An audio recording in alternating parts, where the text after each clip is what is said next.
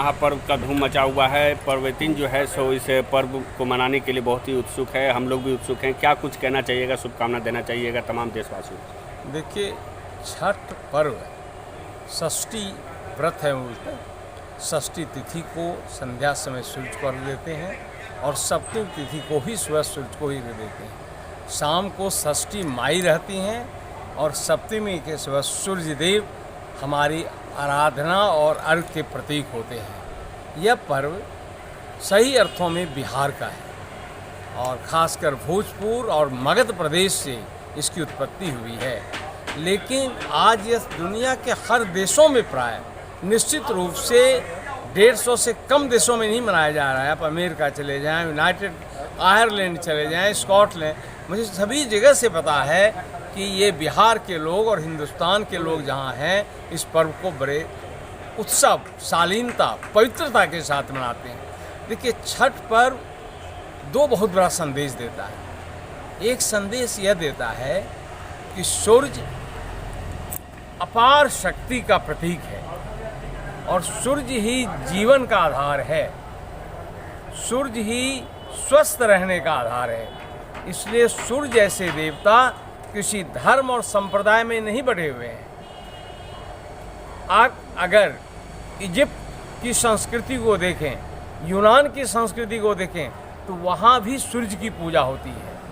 तो ये सूर्य की एक सबसे बड़ी शक्ति का प्रतीक है और बिहार से शुरू हुआ यह पर्व सारी दुनिया में फैल चुका है। और इसका दूसरा ये है कि इस पर्व में सबों के शांति, सद्भाव, प्रगति, तरक्की, साफ सुथरा जीवन इत्यादि का संदेश दिया जाता है, मिलजुल रहने का संदेश है। और छठ पर्व पटना जैसे महानगर में और भी नगरों में, शहरों में देखें, तालाब, नदी, गंगा जैसी नदी के किनारे मनाए जाते हैं। और सामाजिक संगठन नहीं, सिर्फ सामाजिक संगठन, आप जैसे लोगों के पत्रकारिता जगत के लोग भी, उसमें कोई विभाजन नहीं है। राजनेता, पत्रकारिता जगत के लोग, शिक्षक, विद्यार्थी, आम लोग सब मिलकर हर मोहल्ले, गली और घाट को साफ सुथरा बनाते हैं।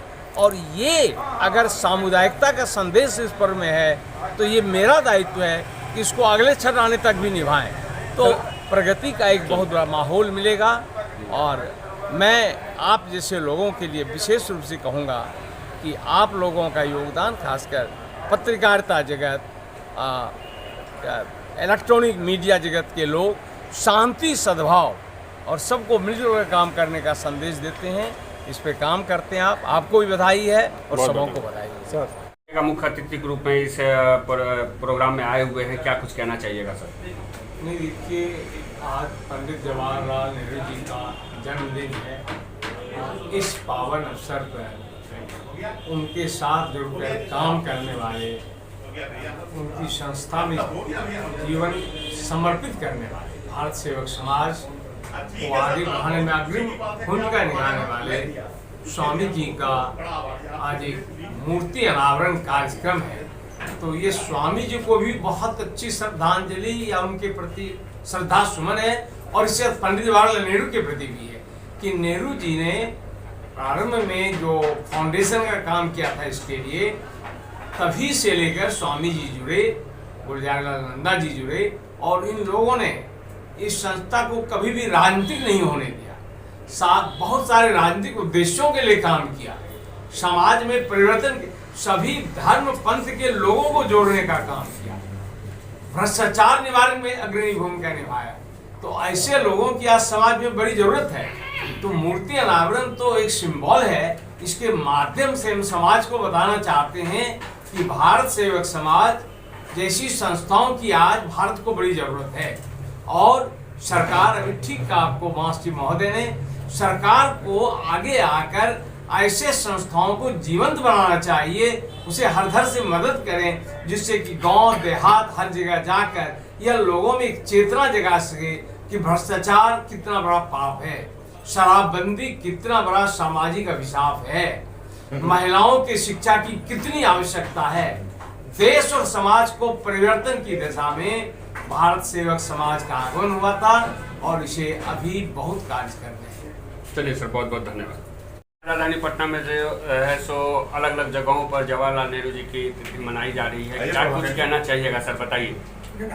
बस नेहरू जी का, चूंकि हमारी भारत सेवक समाज की जब स्थापना हुई थी तो उस स्थापना में नेहरू जी का ही बहुत बड़ा योगदान था।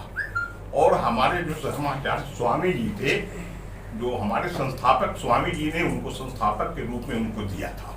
ऐसे नेहरू जी चूंकि जब प्रधानमंत्री हो गए तो उनके पीछे का दायित्व, काम का दायित्व बढ़ गया, तो स्वतः एक अध्यक्ष का पोस्ट संविधान में, भारत सेवक संविधान में किया गया और उसके अनुरूप जो है सो उनको किया गया।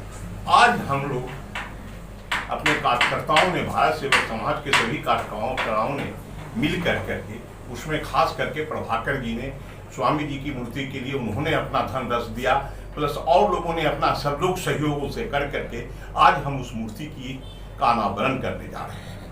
आज हमें इस बात का बहुत गर्व है कि इस संस्था को जिसके लिए सरकार ने दी है, उसकी आज मूर्ति का सही रूप से हम उसका अनावरण होने जा रहा है। अनावरण करके आज एक हम सच्चा स्वरूप देने की दिशा में काम कर रहे हैं। और सरकार से हम उम्मीद करते हैं कि जो भारत सेवक समाज की हमारी भूमिका है, जिस तरह से हमारा विश्व सुधरी, प्रसन्न सुधरी, हर जगह दारू बंद का बिहार में सारा सब भारत सेवक समाज की अहम भूमिका रहती थी, उसमें हमारा दायित्व के लिए हम सरकार से आग्रह करेंगे। यही मेरा विनती है। बहुत बहुत धन्यवाद सर, एक बार अपना परिचय जरूर बताएं। कि मैं वहाँ शंकर प्रसाद शर्मा, जनरल सेक्रेटरी बिहार प्रदेश भारत सेवक समाज। बहुत बहुत धन्यवाद।